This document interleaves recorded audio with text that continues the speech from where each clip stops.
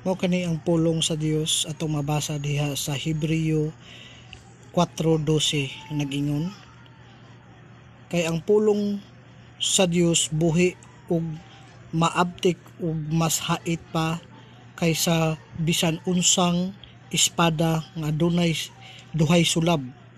Modulot kini hangtod sa kahiladman sa kalag ug sa espiritu, hangtod sa dapit diin nag-abot ang mga lutahan ug ang kauyukan. Nag-usisa kini sa mga hunahuna ug tinguha, sa hunahuna ug sa kasing-kasing sa tao.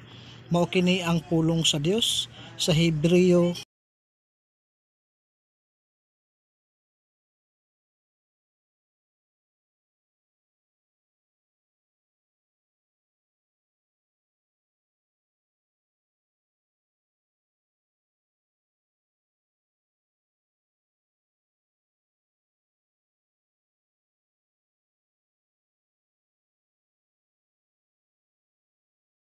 Sa Hebreo 11:1 nag-ingon ang pagtuo.